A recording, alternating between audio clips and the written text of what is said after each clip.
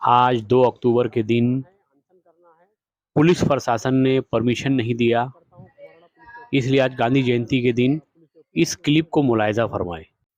भारत के सभी समाज के लोगों को एक कैलकुलेशन गांधी सेना की तरफ से बताया जा रहा है भारत का, क्योंकि अक्सर जो है ना मुस्लिम्स मेरे खिलाफ हो जाते हैं जब मैं एमआईएम के खिलाफ जब मैं बोलना चालू करता हूँ।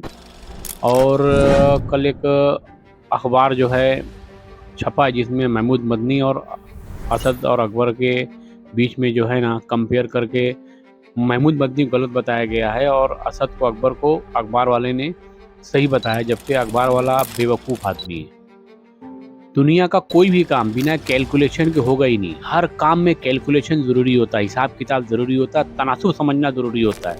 आप बिरयानी बनाएंगे, कैलकुलेशन गलत कर देंगे, बिरयानी ख़राब हो जाएगी। आप कोई भी ज़िंदगी में काम करेंगे तो सबसे पहले आपको तनासुब कैलकुलेशन को समझना होगा। तो भारत की जो सियासत है उसको सबसे अच्छे तरीके से भारत में किसी ने समझा है, तो गरीबी नवाज़ रहमतुल्लाह अलैह बहुत अच्छे तरीके से समझते थे।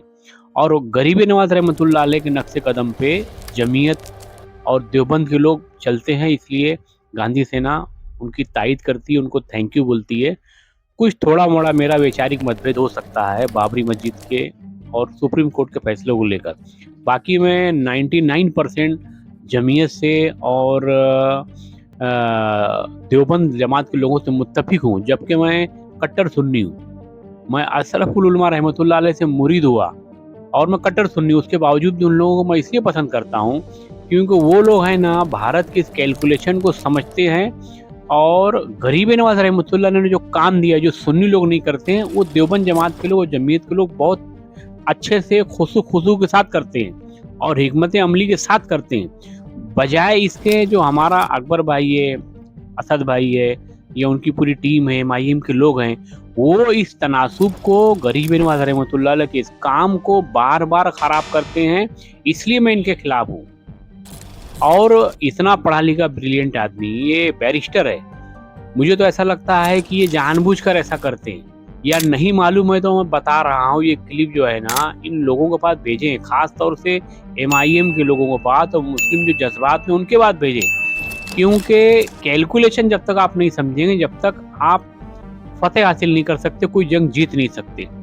इसके मुताबिक नंबर 1, भारत के अंदर 100% आबादी है। ये जो पीले कलर का एरो आपको दिखाया जा रहा है, इसमें 100% आबादी भारत के अंदर बताया गया है।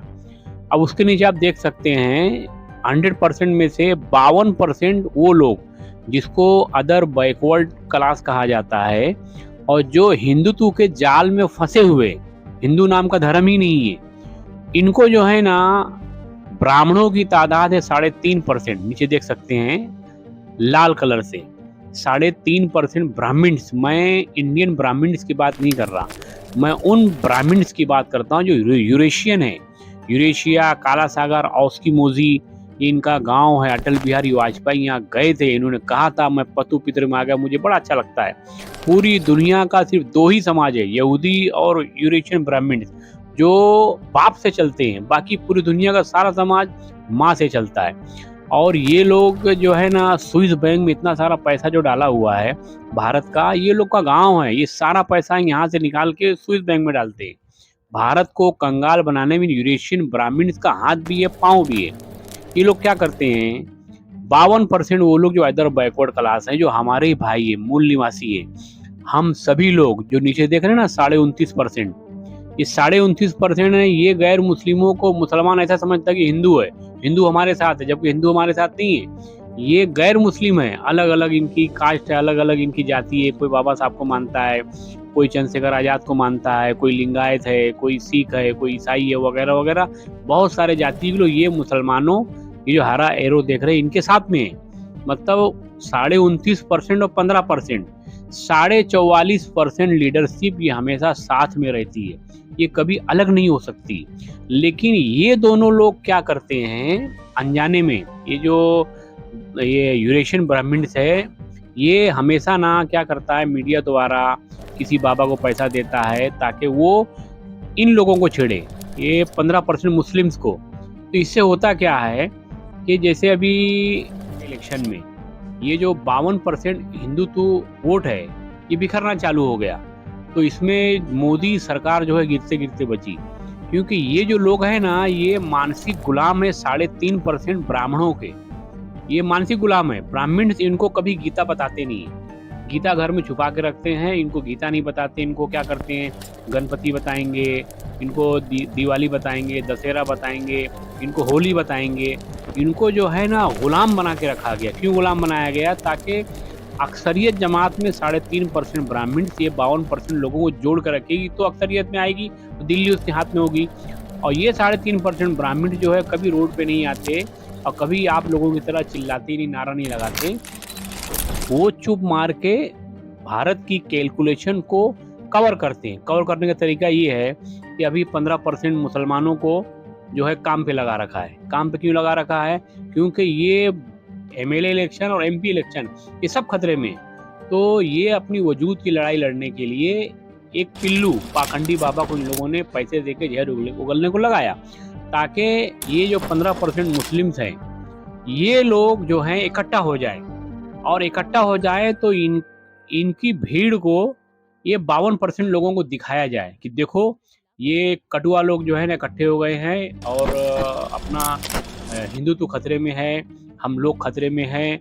ऐसा कहकर ये 52% लोगों को इकट्ठा किया जाता है, वोट बैंक को इकट्ठा किया जा रहा है, ताकि हर इलेक्शन को सीधा किया जा सके।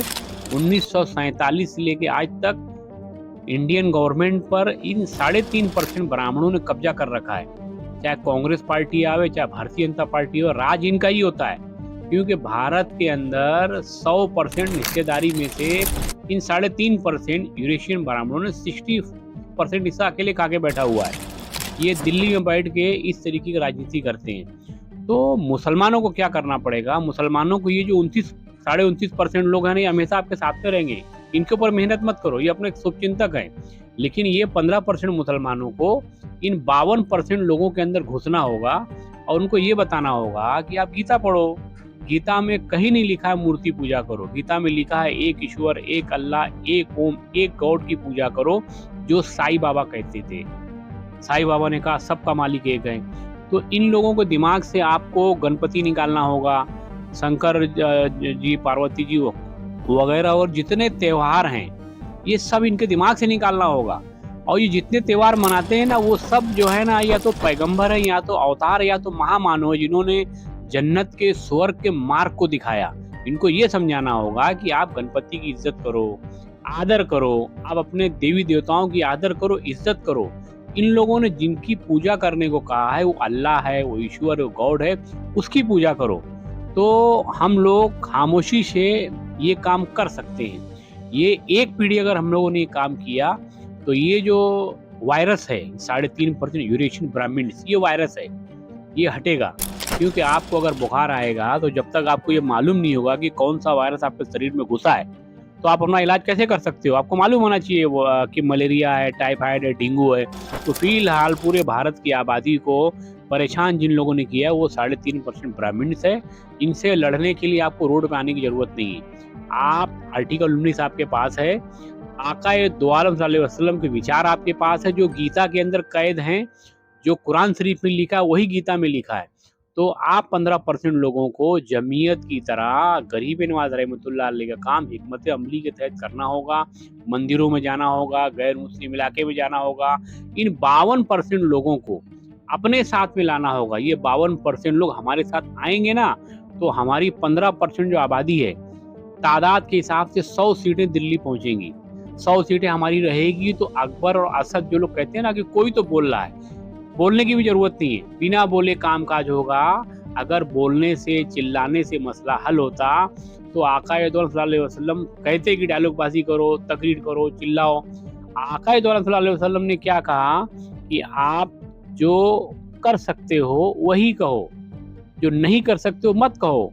पूरे जीवन काल में अकबरुद्दीन अवैसी ने, असदुद्दीन अवैसी ने, वारिस पठान ने, जलील ने, इनकी पूरी टीम ने, इन्होंने क्या किया, जो जमीयत के मदनी साहब हैं, देवबंद जमात के लोग हैं, गरीब नवाज रहमतुल्लाह अलैह के नक्शे पर चलने वाले लोगों के मेहनत पर पानी फेर दिया है। जब जब ये जहर उगलते हैं ना, तो ये 52% ओबीसी ये बहुत तेज़ी से इन 3.5% ब्राह्मणों से चिपक जाता है। हमको 3.5% ब्राह्मणों को 52% ओबीसी जो हमारा भाई है, हमारा बड़ा भाई है, हमारा पूर्वज, उससे अलग करना है। जिस दिन हमने इनको अलग कर दिया, इनको 52% लोगों को हमारे साथ में ले लिया, तो हमको किसी से लड़ने की ज़रूरत नहीं है। भारत में कोई दुश्मन नहीं है। अब ये जैसे वारिस पठान बोलता है 15% मुसलमान और 85% हिंदू के बीच से पुलिस को हटा दो। अरे पुलिस वाले भी अपने हैं, 85% लोग भी अपने, हम भी अपने। हमको किसी के खिलाफ मुहाज नहीं खोलना है। कितना भी नामूस से रसालत हो जाए, आप चुप रहकर गरीब नवाज रहमतुल्लाह अलैह का काम करेंगे तो आप कामयाब होंगे अल्हम्दुलिल्लाह। अस्सलामु अलैकुम वरहमतुल्लाहि वबरकातुहू।